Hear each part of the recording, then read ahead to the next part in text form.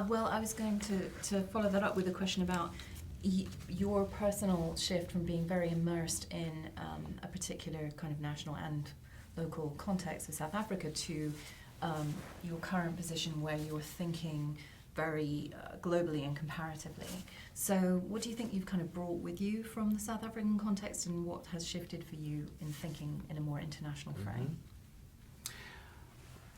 You mentioned at the beginning that I was an archivist, so I'm going to take a historic example to answer the question, and it goes right back to 1990 and the first Pride March that took place in Johannesburg, which was the first Pride March on the continent.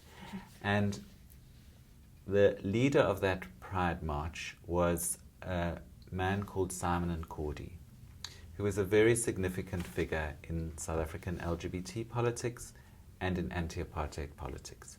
And he made a speech at that march. And it was a small march. There were some 100 people gathered, many of whom were too afraid to reveal their identity. A number of people wore paper bags with eyes cut out so that they wouldn't be publicly visible. People were very nervous and apprehensive about how it would be received. And he made a speech that essentially said, I'm oppressed as a gay man and I'm oppressed as a black man, and I can't separate out those two struggles in terms of my life. And indeed he didn't. He was arrested for treason and was part of a very long-term treason trial that included a number of political leaders within South Africa. And in the trial, the question of his sexual orientation came up because it was his alibis that he was at a meeting of a gay group at the time in which he was accused of committing the fake accusations that were brought by the state. And there was an intense discussion about it amongst the trialists as to whether to acknowledge and include the fact that Simon was gay. Some even wanted him to have a separate trial because they felt that the fact of his homosexuality would bring the movement into disrepute. And that was, through rigorous debate and discussion, resolved amongst the trialists, and ultimately they decided to include him within that and to stand by him.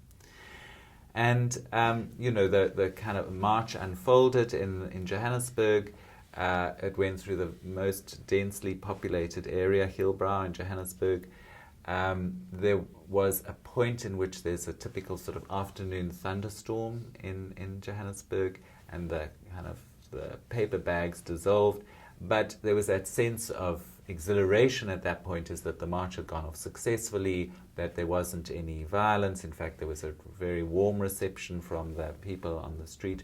And it was that sense of the possibilities that were opening up at that point in South Africa, precisely because the LGBT rights issue had been included in a broader human rights framework. It was part of the anti-apartheid struggle. So that has left an indelible impression on me.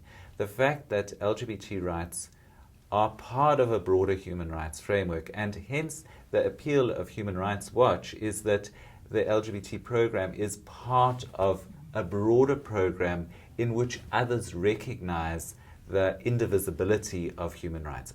So, it's an approach that's different from an exclusively identity-based approach to rights claims, because it comes out of that history and that tradition of recognizing rights as being indivisible and reciprocal. Is that it's no point in LGBT groups only worrying about their own interests. It would be impossible in a situation, for example, in South Africa.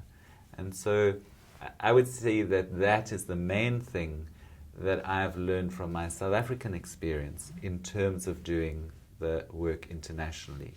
But having then moved into working more internationally, of course it's about understanding the complexity and the particularity of each setting in which we work, and to try and be as nuanced as possible in the work that we do in different country settings, recognizing that each place has their own history, their own difficulties, their own politics that we need to understand, and to rely very heavily on the groups who are already working in country. Thank you.